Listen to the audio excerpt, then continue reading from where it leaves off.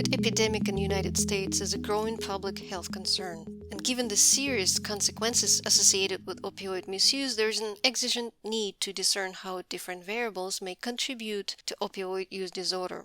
On one hand, physiological and emotional stress can lead to a wide range of health and psychiatric illnesses, including opioid use disorder. On the other hand, substance misuse has been shown to cause neurocognitive impairment, including poor executive function.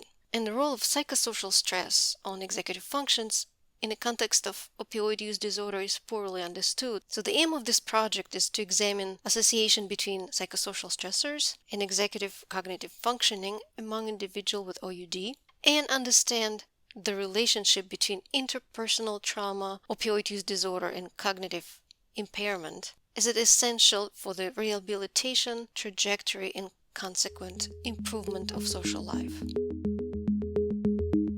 Here we will be exploring two cognitive functions, hot executive function and cold executive function. Hot EF is associated with emotional, psychological process, including experience of reward and punishment, involving emotional and personal interpretation. Cold executive function involving logical, mechanic cognitive processes. For example, problem solving, planning, ability to sustain attention.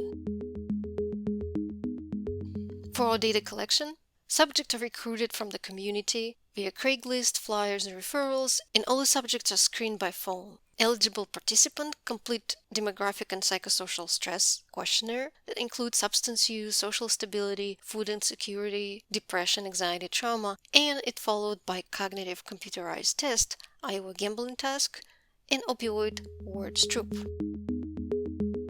In Iowa gambling task, it's emotional EF. In the outcome, the percentage of advantageous tasks selected, delayed reward. And the larger percent, the better executive function.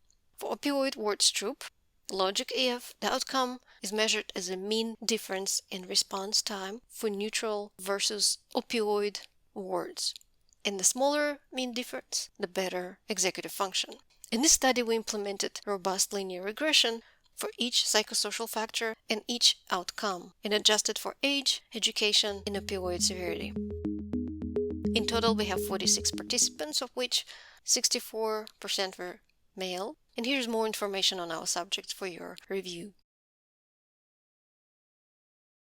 The result of robust linear regression is presented in this table as a summary. On the left, we have psychosocial factors, and on the right, we have hot and cold executive function. Minus represent negative significant coefficient, and plus is a positive coefficient.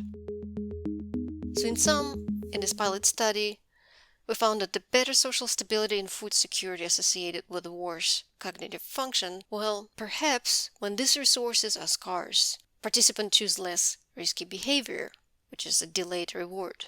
Among untreated individuals with OUD, concurrent polysubstance use associated with better cognitive function. Keep in mind we also have a small size. That's our limitation.